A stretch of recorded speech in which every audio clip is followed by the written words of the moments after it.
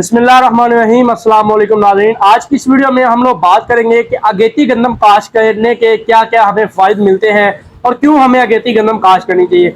सबसे पहला जो इसके अंदर फ़ायदा आ जाता है वो ये होता है कि हमारी जो गंदम है वो यकसा तरीके से बढ़ती है, यकसा तरीके से उगती है और कहीं पे ऊंची बड़ी हमारी जो फसल है वो नहीं होती। अगेती काश्त का सबसे बड़ा ये हमें फ़ायदा होता है। इसके बाद अगेती काश्त के अंदर बाज़ औक़ात हमें जो है जड़ी बूटी माँ जो जड़ी अद्वियात है वो भी हमें इस्तेमाल करने की जरूरत नहीं पड़ती, क्योंकि जो जड़ी बूटियां हैं वो भी नहीं उगती।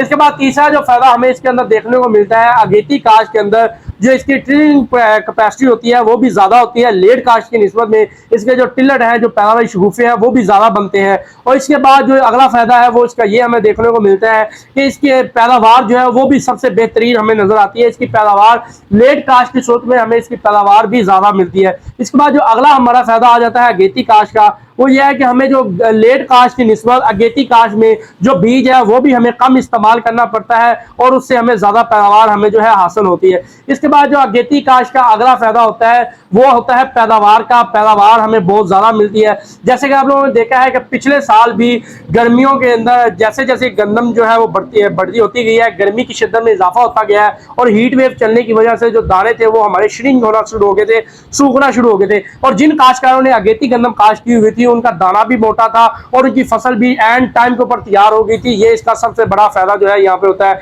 और जिन्होंने पछेती काश्त की थी उनकी जो फसल है वो लेट तैयार हुई थी, उनको फसल के अंदर बहुत ज्यादा मिसाइल देखने को मिले थे। और अगेती काश्त के अंदर जो जड़ी बूटियां के मिसाइल वो भी नहीं होते और अगेती काश्त के अंदर जो हमारी बीमारियां होती हैं वो भी बहुत कम हमलावर होती हैं और फसल को एक सही तरीके से फसल जो है अपनी ग्रोथ करती है। और अगेती काश्त के अंदर जितनी भी हमारी फसल होती है वो यकसा तरीके से टाइम के ऊपर अपना हर एक मर्रा जो है उसको पूरा करती है और अपनी नशोनुमा करती है और हमें ज्यादा पैदावार देती है। अगेती काश्त के बहुत ज्यादा फायदे हैं। आपको अगेती काश्त लाजमन करनी चाहिए और अगेती काश्त में आपने कम अज कम शरा बीज है 40 से 45 किलोग्राम फी एकड़ आपने रखना है और आपको बहुत ज्यादा नताइज मिलेंगे। आपकी फसल टाइम पे तैयार होगी, आपको पैदावार अच्छी मिलेगी और आपकी जो फसल है वो खड़ी रहेगी, ज्यादा गिरेगी नहीं, बीमारियों से भी पाक होगी और फसल खड़ी रहकर पक कर जो है वो तैयार हो जाएगी। अगेती काश्त के बहुत ही ज्यादा इंतहाई बेहतरीन किस्म के फायदे हैं। कोशिश करें कि अगर आपने गंदम की काश्त करनी ही है तो आप उसको लेट ना करें, अगेती की तरफ आए, अगेती काश्त करेंगे। जितना आप अगेता काश्त करेंगे